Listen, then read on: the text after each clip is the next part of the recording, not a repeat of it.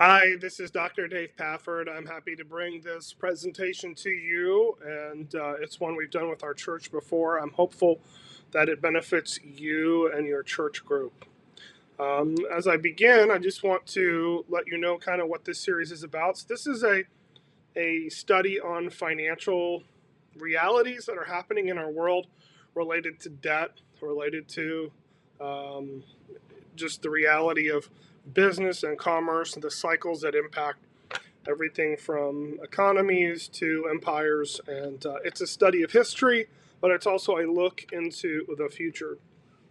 Our church, Nexus Church, is a small fledgling church in Columbus, Ohio. However, my ministry has taken me different places. I've worked with very, very wealthy people, Christians. I've worked in neuroscience space, raising money. I've started a Christian university and worked in public education and beyond.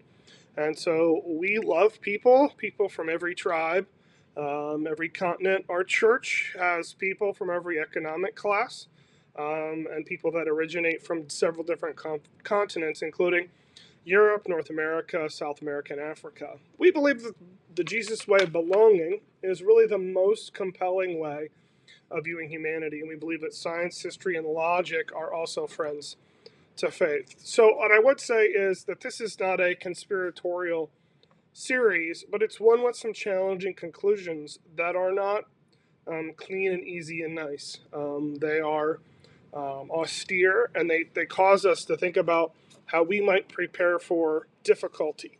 And so the point of this is preparation, and it's encouragement in the sense that we want to have enough that we can help other people.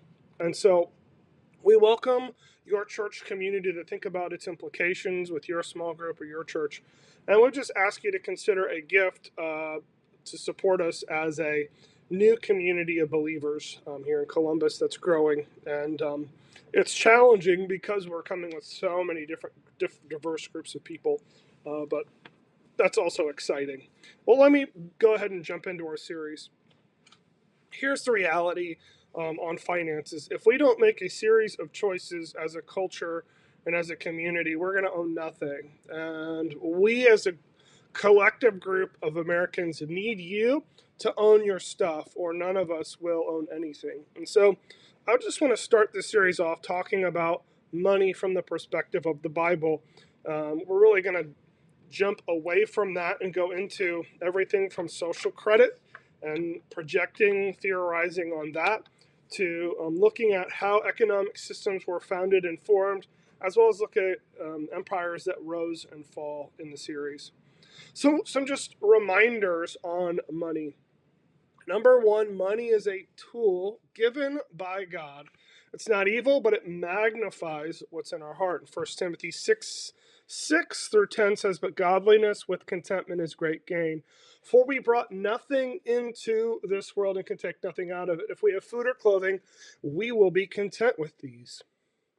But it says, "Those who want to be rich fall into temptation, a trap, and many foolish and harmful desires, which plunge people into ruin and destruction." Verse 10 says, "For the love of money is the root of all kinds of evil, and by craving it, some have wandered away from the faith and pierced themselves with many griefs." And so that's number one. Number two is that money is the exchange and reward for hard work. So Jesus himself said to his disciples that the worker is worthy of their wages, his or her wages. Don't move from house to house. Whether you enter a town and they welcome you, eat the things that are set before you. Heal the sick that are there and tell them that the kingdom of God has come before you. Number three, money is a poor substitute for a living God.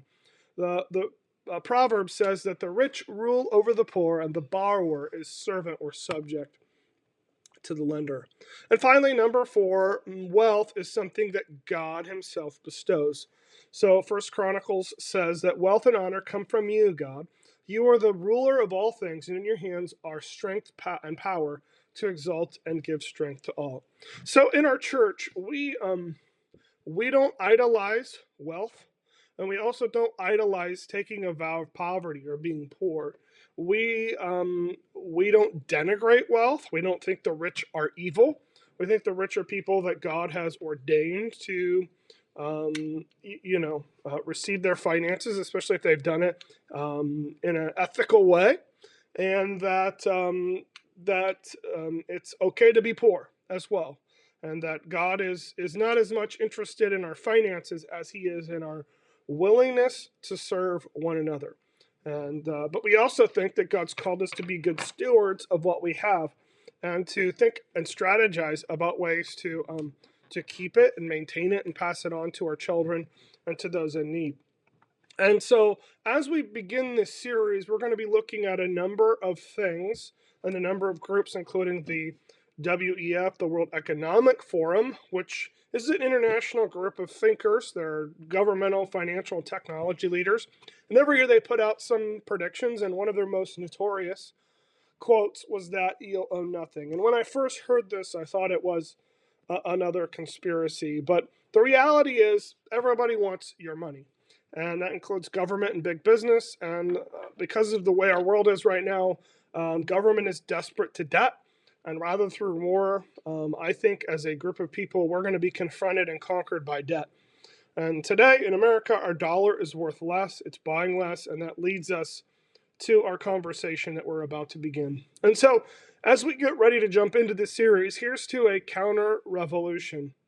We want to earn money the honest way. Proverbs says that dishonest money dwindles away, but whoever gathers money by little makes it grow. And all hard work brings a profit, but mere talk only leads to poverty. So we'll stop here, but there's a whole lot we're going to go into in this series, and I'm glad you're here to join us.